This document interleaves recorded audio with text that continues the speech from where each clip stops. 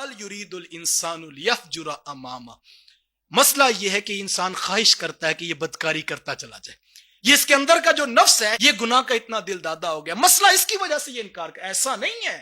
کائناتی عالم میں دلائل موجود تھے کہ کیسے بنجر زمین کے اوپر ابر کرم برستا ہے اور مردہ زمین کے اندر ایک بیج بوتے ہیں تو رب اس سے کتنی لہلہاتی ہوئی فصلیں کھڑی کر دیتا ہے.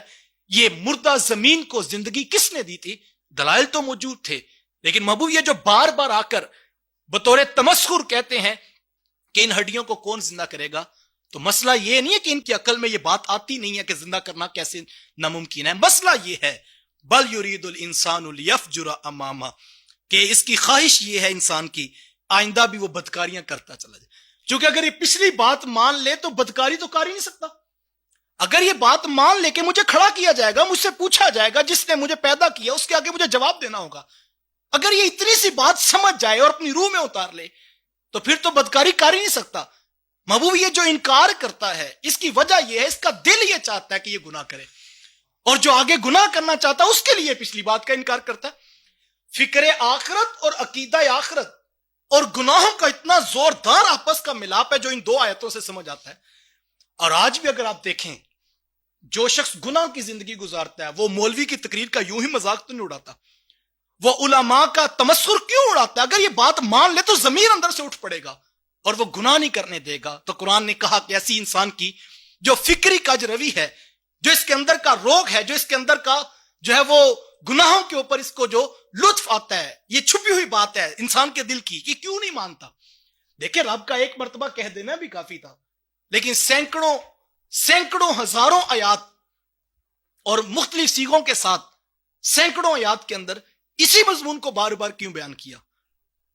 تو اس کی حکمت اور اس کی وجہ علت بیان کی. محبوب مسئلہ یہ نہیں ہے کہ ان کی عقل میں یہ بات آتی نہیں ہے.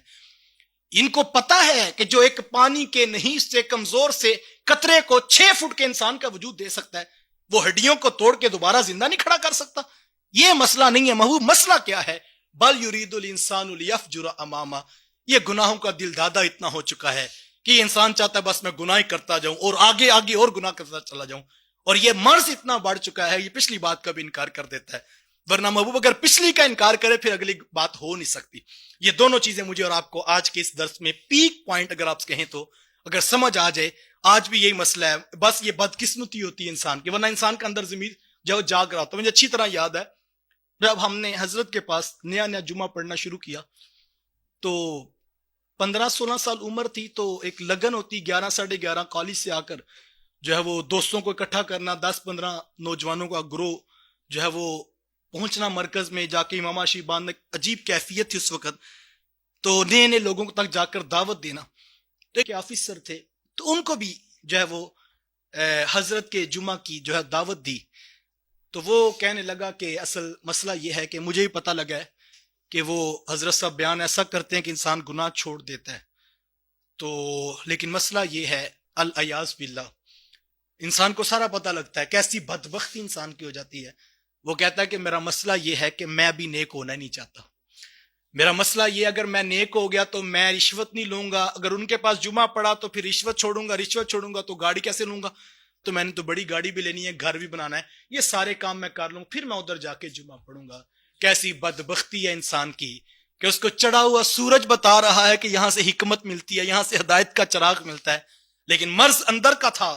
تو کیسی حکمت برے انداز میں اپنے دل کو تسلی دے چکے میں نے ابھی ٹھیک نہیں ہونا. تو کہا مسئلہ یہ ہے محبوب یرید الانسان لیفجر امامہ، کہ اس کا دل اندر سے گناہوں کا عادی ہے اور یہ آگے آگے گناہ کرنا چاہتا ہے.